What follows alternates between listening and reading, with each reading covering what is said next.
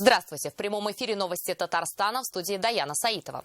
Мы начинаем выпуск событий в столетней истории ТССР. 23 апреля 1923 года прошла 16-я конференция Коммунистической партии, на которой приняли первый пятилетний план.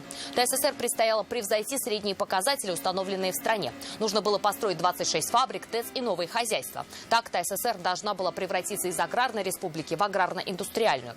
В этот день, в 1958 году, решением Горсовета в Казани изменили название 8 улицам. Улица Охотская стала Апастовской, улица Советская – Бандюжской, улицу Можайского переименовали в Бухарскую, а улица Руставели стала Ветлужской. В этот день, в 1975 году, в Казани в новом микрорайоне Горки появился проспект Победы. Теперь эта дорога – главная магистраль столицы Татарстана. Тянется она от РКБ до 3-й транспортной дамбы. Это события прошлого, сейчас о настоящем. Теперь только в масках. Больным людям нужно носить маски, здоровым не обязательно. Как альметьевцы соблюдают меры предосторожности в общественном транспорте? Филюза Хамидуллина. Что можно и что нельзя в период режима самоизоляции. Инструкцию подготовил Салават Мухаммадуллин. Оставаясь дома. Лихорадка, озноб, бессонница и чувство жажды. Как себя чувствует выходец республики Игорь Носов, у которого подтвердили коронавирус? Узнал Рамиль Шайдуллин. Удлиняя путь подземелья. Какая бы зараза ни была, строить надо, без стройки мы никуда. От чего спасет метрополитен казанцев, знает Алия Хайруддинова. Идем в рост, но это не радует. В Татарстане сегодня подтверждено еще 57 случаев заражения коронавирусом за сутки. 4 человека госпитализированы, 53 лечат на дому. У них легкое или бессимптомное форма заболевания. Среди случаев заражения только 7 завозные, остальные 50 контактные. Больше всего выявленных больных в Казани – 20 человек, и 10 случаев зарегистрировано в Лаишевском районе. 4 в республике выздоровели. В целом по стране зараженных стало больше на 4774 человека. Излечился от заболевания 471 человек. Пик эпидемии коронавируса в России пока не пройден, главное впереди, так и в Татарстане. Пика и плато эпидемии пока не видно. Прогнозировать, когда республика достигнет этой точки, сложно, говорит главный санитарный врач Татарстана. По мнению Марины Потяшиной, наиболее эффективное лекарство в борьбе с пандемией на данный момент – соблюдение самоизоляции. Вероятно, конечно, что этот рост будет идти еще в апреле месяце, а после майских праздников или к концу мая я очень надеюсь, что мы выйдем на то самое плато, которое все очень ждем. Пока же на улицах многолюдно. Это доказывает и индекс самоизоляции. Он в городах Татарстана по-прежнему низкий. Сегодня в полдень в Казани этот показатель был 2,4 балла. Ниже всего индекс в Челнах. На 0,1 выше в Чистополе. В других городах ситуация получше. Выше 3 баллов индекс самоизоляции только в Лениногорске. Татарстанцы продолжают пренебрегать правилами безопасности. На сегодня зафиксировано уже больше 10 тысяч правонарушений, сообщает Оперштаб Республики. За месяц сотрудники полиции проверили более 1 300 000 татарстанцев и почти столько же транспортных средств. Из Москвы и Санкт-Петербурга за сутки в нашу республику прибыли 152 человека. Сегодня состоялась 9-я сессия Госсовета Татарстана. Впервые в режиме видеоконференц-связи. Депутаты работали на 6 площадках в разных городах и районах республики. Некоторые находились в зале заседаний. Все в масках и перчатках, в том числе президент республики, который принял участие в работе парламента. На заседании Алексей Песошин представил отчет о работе правительства в минувшем году. Как доложил премьер, Татарстан вошел в первую пятерку российских регионов-лидеров и 6-й год подряд в тройке самых инвестиционно привлекательных регионов. В Татарстане активно реализуется 40 республиканских программ и 11 национальных проектов. Благодаря всем источникам финансирования в прошлом году было построено и отремонтировано свыше 2000 социально значимых объектов. По итогам прошлого года с территории республики было мобилизовано более 1 триллиона рублей, 1 триллион 95 миллиардов доходов бюджета всех уровней, из которых около 73% направлено в федеральный бюджет. Депутаты сегодня утвердили размер штрафов за несоблюдение ограничений, связанных с коронавирусом. Изменения внесены в Татарстанский кодекс об административных правонарушениях. Несоблюдение требований влечет предупреждение или наложение штрафа на граждан от 1 тысячи до 4 тысяч рублей, должностным лицам до 40 тысяч, юрлицам до 300. Повторное нарушение грозит еще большими суммами. Рустам Минниханов сегодня еще раз призвал всех татарстанцев соблюдать все меры предосторожности. Количество инфицированных увеличивается. Мы уже теряем контакт отхода. Если мы первые случаи первые 100 человек, 150 человек знали, откуда это пришло.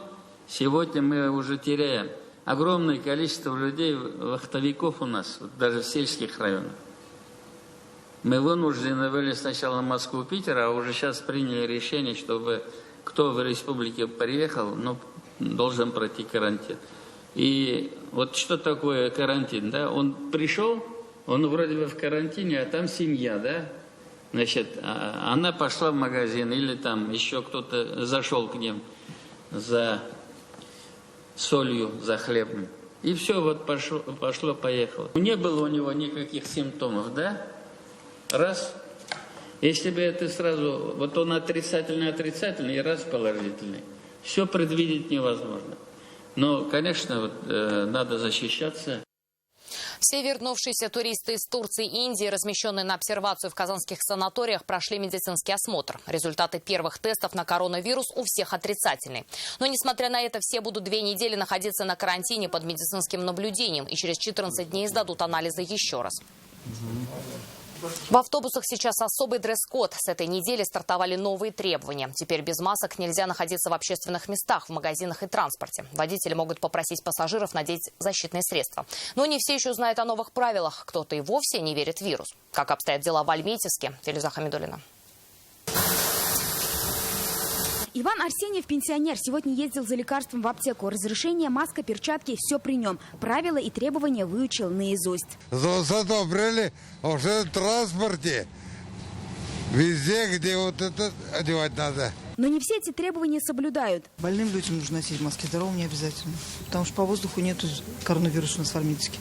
У нас же нет коронавируса. А вот еще одна девушка зашла в троллейбус без маски. По ее словам, носить их бесполезно. И про новые требования якобы совсем не слышала. Знаете, что вы с маской должны находиться?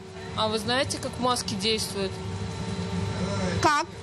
В смысле, а смысл то, что они сидят здесь с маской? Вирус распространяется и так. Такое поведение совсем не нравится другим пассажирам. Смущает, говорю же, чтобы не заражать других и себя.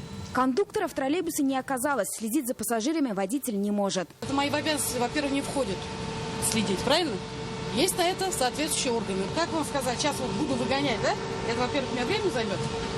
Что вам? Слышу, что они вам отвечают сами, правильно? С 1 апреля приостановили движение всех маршрутных такси и автобусов. И сейчас троллейбус – единственный общественный транспорт в городе. И то они не ездят целый день, как обычно. С 5 до 8 утра и после обеда с 2 до 8 вечера. Заходим в другой троллейбус, и тут соблюдают требования не все. Вы не фотографируйте, пожалуйста. 28 числа сразу надели маски. Все. Так, пошло и поехал, только меняем. На улице, несмотря на особый режим, людей много. Пропуски и СМС-разрешения почти у всех. Кто-то идет на работу. И у меня есть пропуск с передвижением, сдаю почту. Я иду с работы домой. С работы? Да. Кто-то прогуливает домашних животных. Часто вы ходите выгуливать дома? Около дома нет, без пропуска 4 раза в день выгуливаю. Находиться на улице без особых причин и без пропуска теперь нельзя. С начала апреля за нарушение карантина и самоизоляции уже оштрафовали 289 альметьевцев. Филюза Хамидуллина, Эрик Хабибуллин, ТНВ, Альметьевск.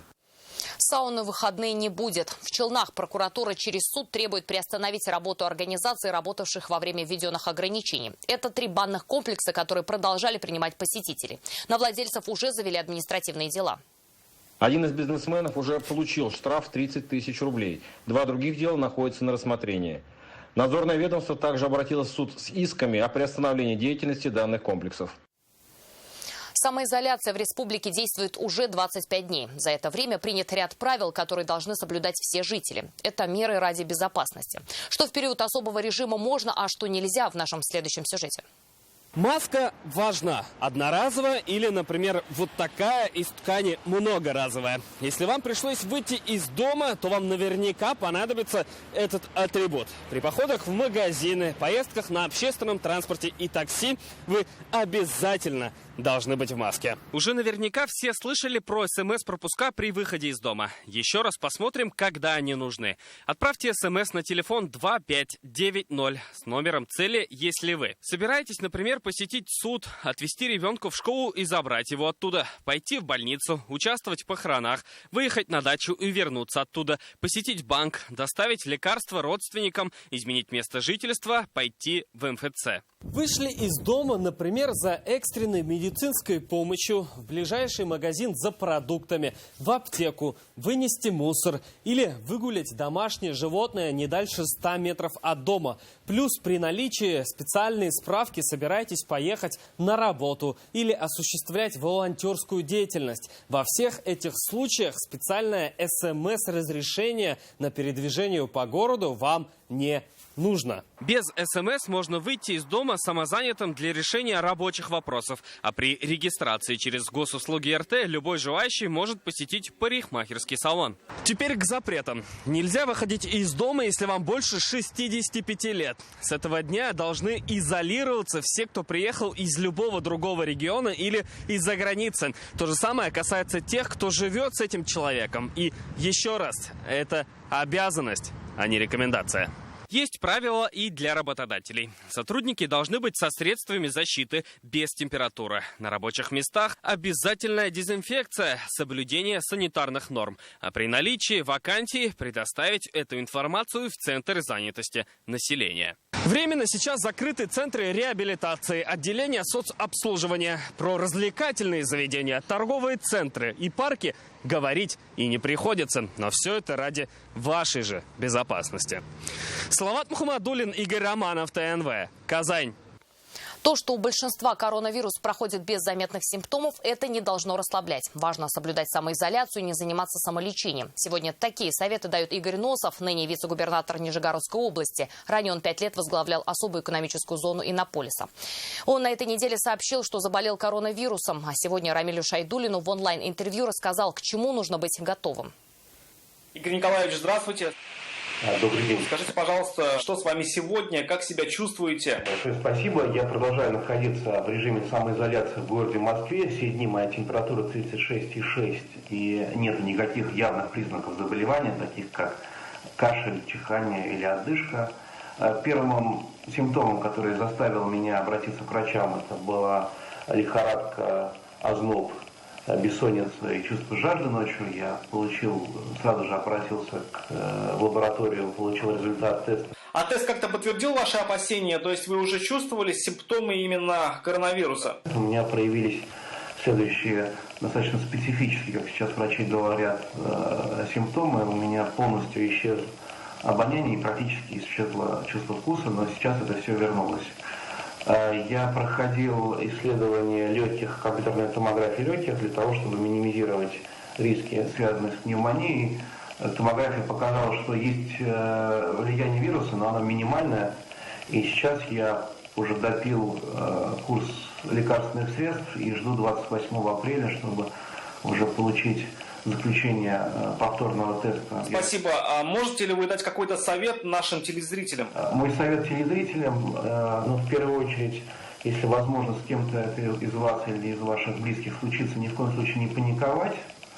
Но при этом очень важно понимать, несмотря на то, что многие больные испытывают минимальные симптомы, в том числе и ваш покорный слуга, это не должно расслаблять граждан, жителей нашей страны, потому что, как говорят врачи, даже внутри одной семьи, когда заболевают сразу несколько членов одной семьи, течение и результаты болезни могут быть совершенно разные, в том числе и самые тяжелые. Да, спасибо большое за интервью. Мы желаем вам здоровья и еще раз здоровья. И до свидания. Всем хорошего здоровья, не болейте. Очередь на платный тест на коронавирус в частных клиниках растянулась на неделю. Но и отстояв ее, тест можно не сделать. Кому дают отворот-поворот, читайте в интернет-газете «Реальное время». Это новости Татарстана, и смотрите далее. Старому ДК новую жизнь. Мы думаем, что будет востребовано. Тут как раз вся подготовка сейчас ведет. На каком этапе ремонт казанского ДК железнодорожников и что его приблизит к европейским стандартам, узнал Рамиль Шайдуллин. О сокровенных чувствах через письма. Приходят очень разные, очень трогательные. То есть, когда редактор работает, они не могут сдержать свои слезы. Самые трогательные письма, которые можно будет услышать 9 мая в эфире нашего канала, прочитала Вероника Ганединова.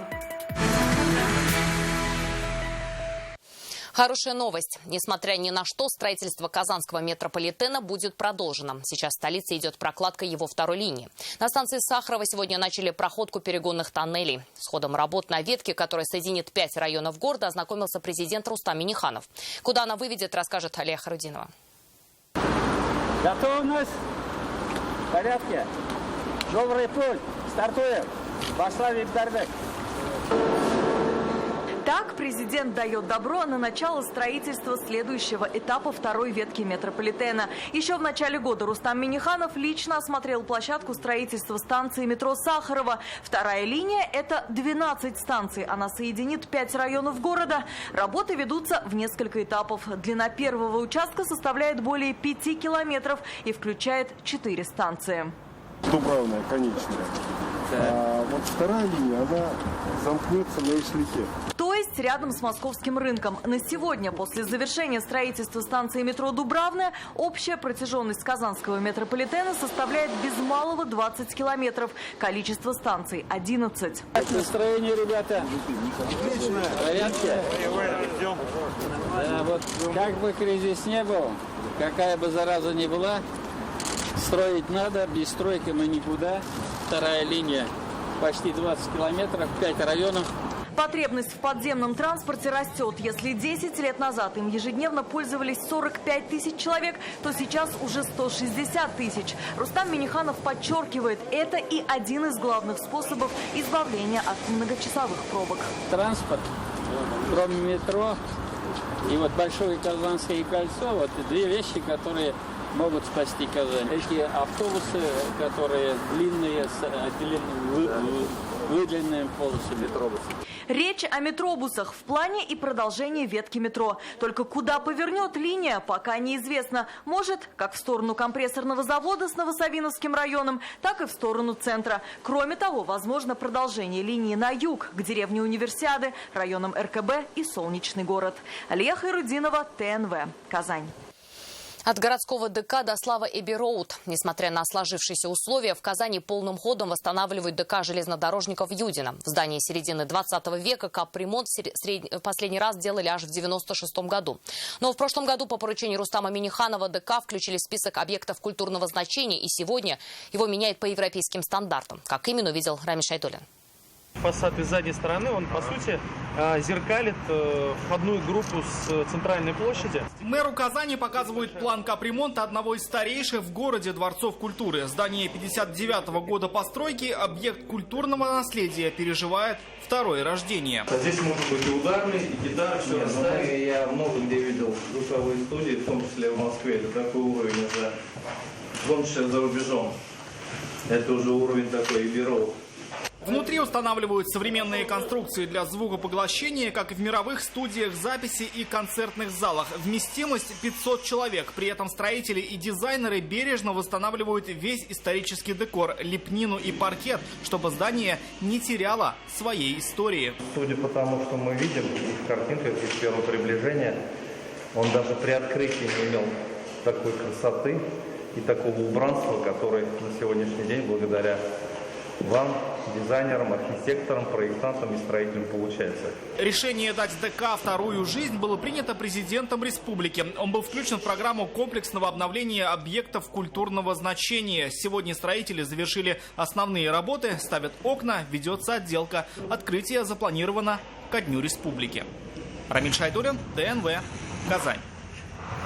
В нынешней непростой ситуации с пандемией и экономическим кризисом главная задача – давать правильную, объективную информацию. К этому сегодня призвал журналистов республики на онлайн-встрече Рустам Минниханов.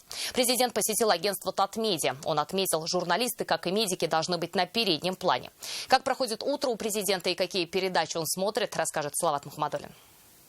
Это средства массовой информации республики. Здесь и коммерческие, и государственные, и радиостанции. Сегодня на встрече с Рустамом Миннихановым журналисты со всей республики. Беседа проходит в онлайн-режиме. Журналисты сейчас на передовой. Кто-то работает онлайн, кто-то, что называется, в полях. У читателей и телезрителей запрос на достоверную информацию. Вы, как медики, должны быть на переднем плане. И если вы не будете находиться на улице, там, если вы не будете общаться с ответственными лицами в клиниках, на предприятиях, конечно, ваше информационное поле тоже сузится. Для безопасности в обиход вошли уже онлайн-интервью и брифинги. И интерес к традиционным СМИ вырос. В период пандемии аудитория телеканалов увеличилась на 50%. Сегодняшняя ситуация показала, что наиболее объективную и правильную картинку своевременно можно получить через телевизионные каналы, через наши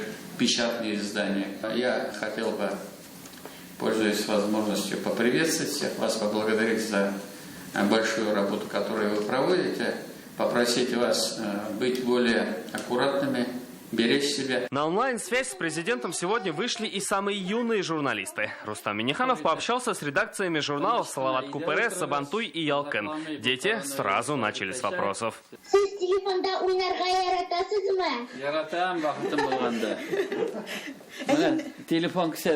Президент рассказал и о том, как проводит утро. Первым делом у Рустама Минниханова зарядка и просмотр телеканалов ТНВ и Майдан. Журналисты не могли не спросить и про режим самоизоляции.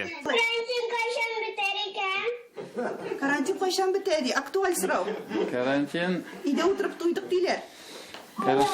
Карантин әлі біраз болашақ, әлі біраз түзерге керек бұла. Рустам Минниханов попросил журналистов больше рассказывать о благотворителях и волонтерах, доставляющих пожилым людям продукты и медикаменты. Салават Мухаммадуллин, Марат Сейдгараев, ТНВ, Казань. Подпишись сам, подпиши близких. В Татарстане началась подписная кампания на газеты и журналы, которые во время пандемии приобретают все большую актуальность. Оформить подписки онлайн призывают звезды татарской эстрады, которые и запустили этот флешмоб в своих соцсетях. Прямо сейчас узнаем, как сделать заказ, не выходя из дома.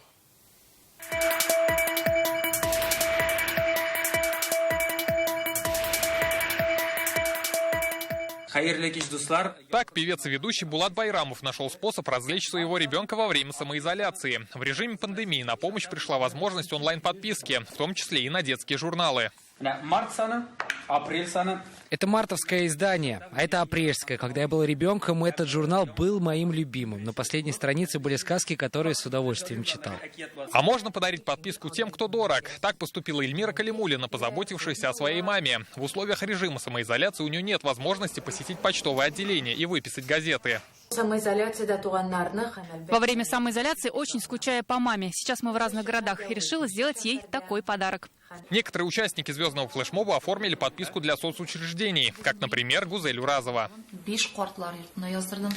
Подписала на журналы 5 детских домов и 5 домов престарелых. Решила поддержать наше издание. Оформить заказы смогла, не выходя из дома. Так звезды татарской эстрады советуют в период самоизоляции подписаться на местную печатную прессу. Когда многие вынуждены сидеть дома, на помощь приходит интернет. В пару кликов можно сделать подарок родным и социальным учреждениям. Для оформления онлайн-заказа необходимо перейти на сайт Татмедиа в раздел «Подписки». Всего в каталоге несколько десятков изданий. Выбираем понравившуюся газету или журнал, после чего вводим имя и адрес получателя, а также выбираем длительность подписки. Пенсионерам для оформления на помощь придут почтальоны. Организовали в районах еще дополнение к ним волонтеров, которые раздают газеты, журналы людям пенсионного возраста, приносят им домой газеты и журналы. Вот такую мы акцию запустили. Волонтеры, в принципе, везде, кому есть необходимость, помогают с доставкой газет и журналов. О том, что татарстанцы по-прежнему любят читать, говорят цифры. Во время пандемии посещение сайтов печатных изданий увеличилось на треть. В эпоху высоких технологий журналы и газеты сами придут к вам домой.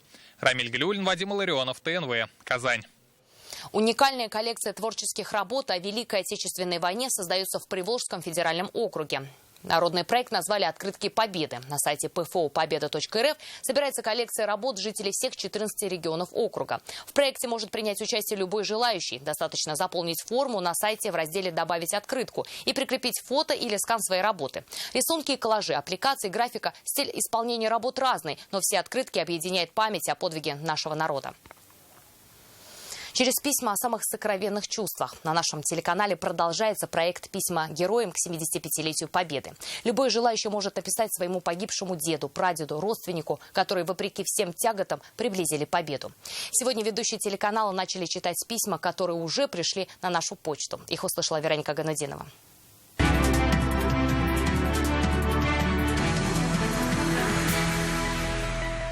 Здравствуй, дедушка, дорогой, уважаемый, родной наш дедушка. Дедушке, который не вернулся с фронта от внучки Гильмуддиновой Раушании. О том, как ждали родители и не дождались, как гордятся и как часто вспоминают сейчас. Трогательные строки читает Даяна Саитова. Так на ТНВ идет запись писем, которые прозвучат в эфире в День Победы. Наверное, невозможно прочитать эти строки без слез на глазах. Невозможно не прочувствовать их боль утраты.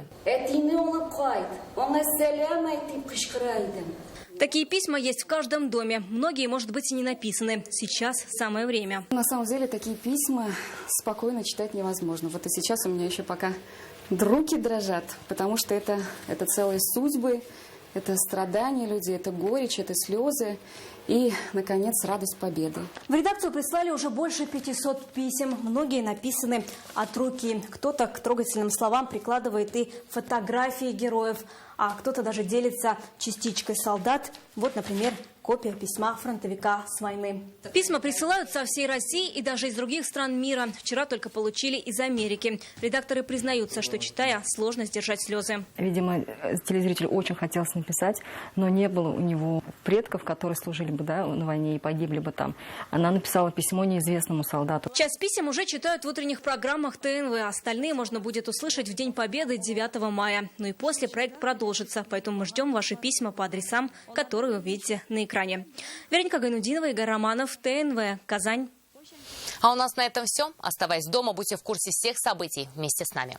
Еще больше новостей в наших соцсетях ВКонтакте, Инстаграм. Сейчас прогноз погоды. До встречи.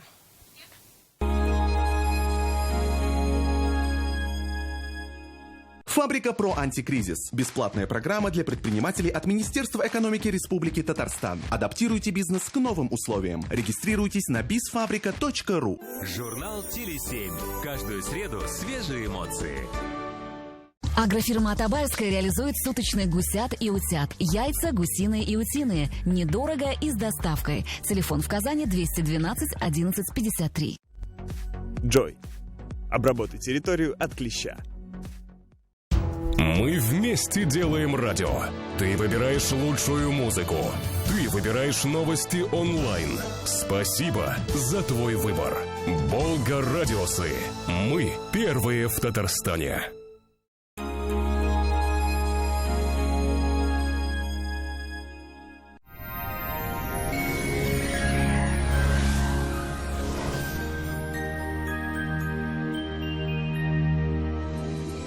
Здравствуйте! Время новостей о погоде. В студии София Егорова. Холодные воздушные массы продолжают удерживать в республике пасмурную ветреную погоду. По данным сервиса Яндекс.Погода, в Бугульме, Бавлаха и Азнакаево в предстоящие сутки будет облачно. Ожидается небольшой снег. Ночью морозно. Днем умеренно тепло, плюс 2-3 градуса. В Набережных Челнах, Нижнекамске и Елабуге также ожидаются осадки в виде снега.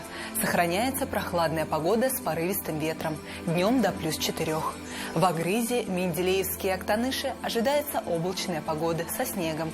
Сохранится пониженный температурный фон 3-4 градуса выше 0.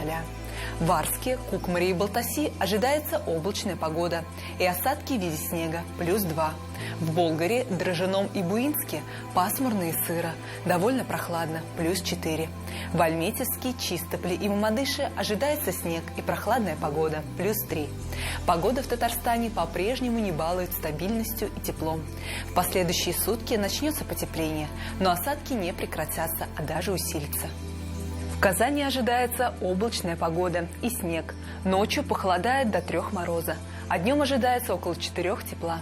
Ветер западный, порывистый. Атмосферное давление 747 миллиметров ртутного столба. Влажность воздуха 55%. Магнитное поле Земли спокойное. Берегите себя и оставайтесь дома. На этом наш выпуск завершен. До свидания.